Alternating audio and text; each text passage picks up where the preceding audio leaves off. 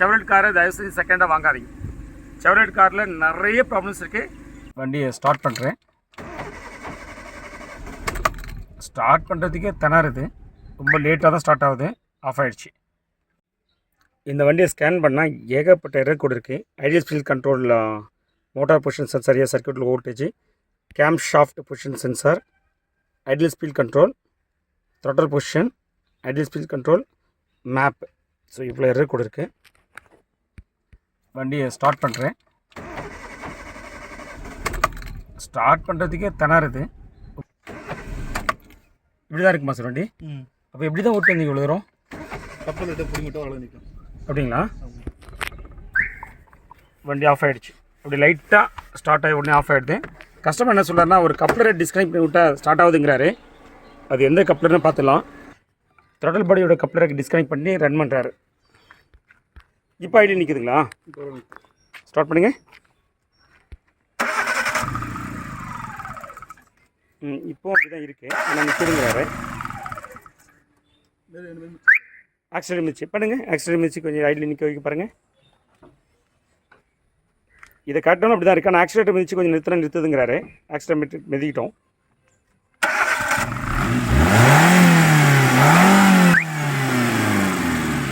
விட்டுருங்க. இப்போ ஐடியில் ஒரு நிற்குது. இப்போ என்ன பண்ணுறேன்னா, நான் த்ராட்டல் பாடியை வந்து கனெக்ட் பண்ணுறேன். த்ராட்டல் பாடியோடைய கப்ளரை கனெக்ட் பண்ண உடனே ஆஃப் ஆகிடுது. ஸோ கஸ்டமர் என்ன சொல்கிறாரு அப்படின்னா, இப்போ இந்த ரன்னிங் இவங்க ஏற்கனவே த்ராட்டல் பாடி தான் ஃபால்ட்டுன்னு சொல்லி த்ராட்டல் பாடி வாங்கி போட்டாங்களாம். இது ஏற்கனவே வண்டியில் இந்த த்ராட்டல் பாடி, இது ஏற்கனவே வேறு வண்டி நல்லா ஓடி இந்த வண்டியில் இருந்து த்ராட்டல் பாடின்னு சொல்லி கொடுத்துருக்காங்க. அதை வாங்கி போட்டால் தான் இதே ப்ராப்ளம் தான் இருக்கான். இப்போ நம்ம என்ன முடிவுக்கு வரலாம் அப்படின்னா, ஒன்று இப்போ இந்த ப்ராப்ளம் ஐட்லிங்குக்கான ப்ராப்ளம் த்ராட்டல் பாடி இல்லாமல் இருக்கலாம். இல்லை இப்போ வாங்கி போட்ட த்ராட்டல் பாடியுமே ஃபால்ட்டாக இருக்கலாம். அதுக்கான வாய்ப்பு ஜாஸ்தி உண்டு. அதுவும் இந்த வண்டியில் செகண்ட் வாங்கி போட்டாலே நிறைய சந்தேகம் தான் இருக்கும். அதுவும் இந்த ஸ்பார்க்லாம் வந்து பார்த்தோன்னா அந்த ப்ராப்ளம் நிறையவே உண்டு. வாங்கி வந்து போடுற செகண்ட்ஸ் நிறையவே வந்து நாட்டு வைக்க தான் இருக்குது. இப்போ நம்ம டீட்டெயில்ஸ் கிளியர் பண்ணிட்டோம். எல்லா டீட்டெயில்ஸுமே கிளியர் ஆகிடுச்சு. இப்போ வண்டியை ஸ்டார்ட் பண்ணுறேன். ஆனால் ஆஃப் ஆக தான் செய்யுது. திரும்ப நான் ஸ்கேன் பண்ணி பார்க்குறேன். Ideal speed control, motor position sensor, circuit low voltage வருது. வீவர்ஸ், இந்த வண்டியில் ஐட்லிங் ப்ராப்ளத்துக்கு காரணம் ஈசிஎம் தான் ஃபால்ட்டு நம்ம டயக்னோஸ் பண்ணினோம். இப்போ என்ன பண்ணியிருக்கேன்னா, இதுதான் இந்த வண்டியோட ஈசிஎம். இந்த விசிஎம்மை கட்டிட்டு இப்போ நான் இந்த ஈசிஎம் ஃபிக்ஸ் பண்ணியிருக்கேன். இந்த ஈசிஎம் வந்து நான் செகண்டாக வாங்கி வந்து போட்டிருக்கேன். எனக்கு கஸ்டமரில் புதுசாக அஃபோர்ட் பண்ண முடியலன்றதுனால. வீவர்ஸ், நீங்கள் இந்த மாதிரி செகண்ட் வாங்கி வந்து போடும்போது ரெண்டு விஷயம் நீங்கள் புரிஞ்சுக்கணும். ஒரு விஷயம் என்னென்னு கேட்டிங்கன்னா, செகண்டு வாங்கி வர எந்த பொருளும் கொடுக்குறவங்களுக்கு கண்டிப்பாக தெரியாது அது ஓகேவா நாட்டு ஓகேவானு.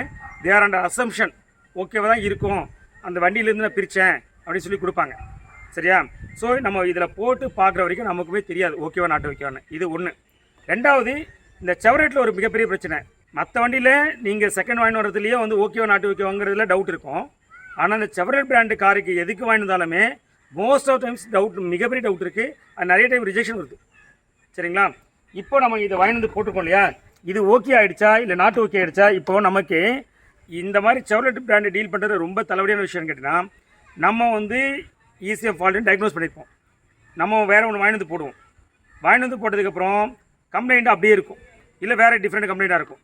இது நமக்கு பெரிய தலைவலி தான். ஆனால் இருந்தாலும் கஸ்டமருக்கு புதுசாக அஃபோர்ட் பண்ண முடியாது. இப்போ செகண்ட்ஸ் போட்டிருக்கோம். இந்த ப்ராப்ளம் சால்வ் ஆகிடுச்சு செக் பண்ணி பார்க்கலாம். முதல்ல வண்டி நான் ஸ்டார்ட் பண்ணி பாருங்கள். ஐலி நிற்க தான் பார்ப்போம்.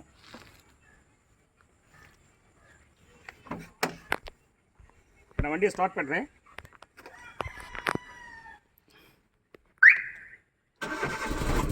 வண்டி ஸ்டார்ட் ஆகிடுச்சு. ஐலி நிற்குதான் கேட்டால் ஐலி நிற்குது. என்ஜினோட பெயினுங்க.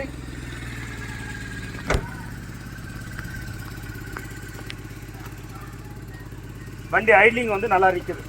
நம்ம இப்போ ஸ்டார்ட் பண்ணோம். ஒரு கிராங்க்லேயே பக்காவாக ஸ்டார்ட் ஆகிடுச்சு. சரிங்களா? இதுக்கு முன்னாடி நீங்கள் நம்பர் ஆஃப் டைம் கிராங்க் பண்ணணும், ஆக்சிடென்ட் கொடுக்கணும், ஆக்சிடென்ட் கால் எடுத்து ஆஃப் ஆகிடும். இது ஒரு கிராங்க்லேயே இப்போ ஸ்டார்ட் ஆகிடுச்சு. சரி, இப்போ ஒரு விஷயம் நமக்கு வந்து பார்த்தீங்கன்னா தெளிவாகிடுச்சு. நம்ம டயக்னோஸ் பண்ணது கரெக்டு தான். ஏன்னா நமக்கு ஒரு டைம் கன்ஃபார்ம் ஆகிடுச்சு. வேறு ஈஸியாக போட்டோன்னே கிராங்க் பண்ணோடனே ஸ்டார்ட் ஆகிடுச்சு. ஐலியும் நிற்குது. சரி, இதோட ப்ராப்ளம் சால்வ் ஆகிடுச்சு. வண்டியை டெலிவரி பண்ணலான்னு பார்த்தோன்னா டெலிவரி பண்ண முடியாத அளவுக்கு இருக்குது. ஏன்னா இந்த வண்டியோட என்ஜின் சவுண்டை பார்த்தாலே தெரியுது நாட் ஓகே. இப்படி காட்டுற பாருங்க, என்ஜினோட சவுண்டஸை தான், வைப்ரேஷன்ஸை தான். இது வந்து என்ஜின் வந்து நார்மலாக ஓடுறாவே காட்டல. என்ஜினில் நல்லாவே தெரியுது, ஏதோ மிஸ்ஸிங் மாதிரி தெரியுது, ஒரு அப்நார்மலாக இருக்குது. இது என்ன ப்ராப்ளங்கிறத நம்ம வந்து ஸ்கேன் பண்ணி பார்க்கலாம்.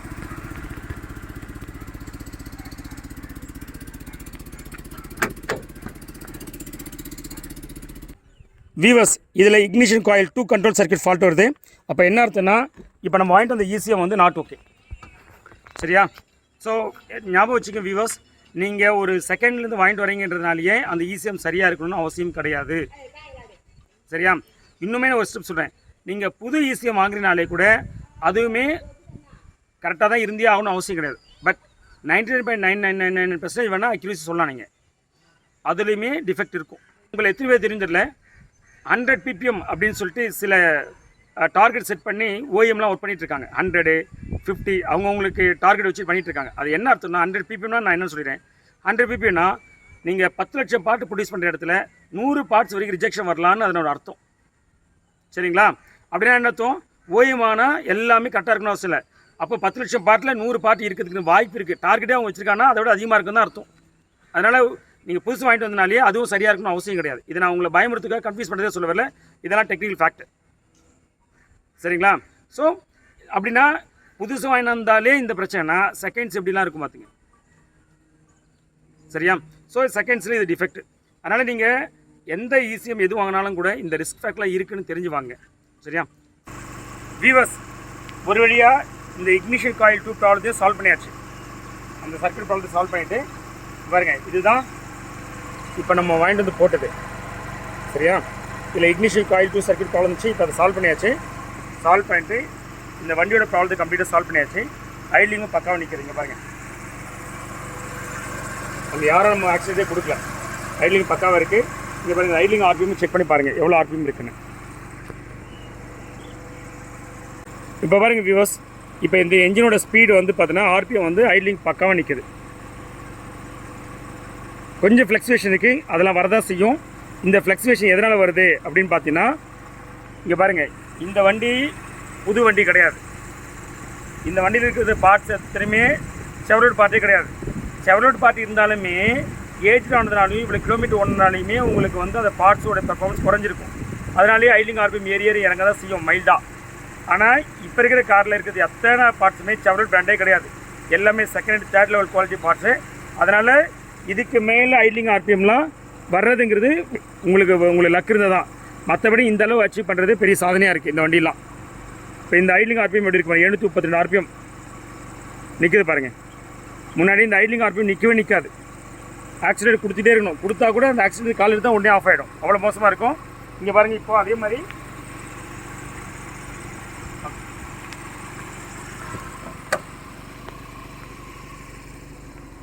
வீவர்ஸ், இப்போ நான் வண்டியை ஸ்டார்ட் பண்ணுறேன். வண்டி ஏசி ஆன் கண்டிஷன் தான் இருக்குது. ஏசி ஆஃப் பண்ணிடுறேன். இப்போது ஏசி ஆஃப் பண்ணிட்டேன்.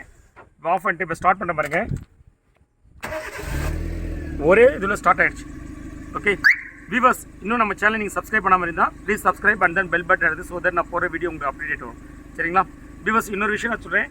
செவரோட் காரை தயவுசெய்து செகண்டாக வாங்காதீங்க. செவரோட் காரில் நிறைய ப்ராப்ளம்ஸ் இருக்குது. அந்த ப்ராப்ளம் ஆக்சுவலி செவரோட் பிராண்டை பற்றி தப்பு சொல்ல வரல.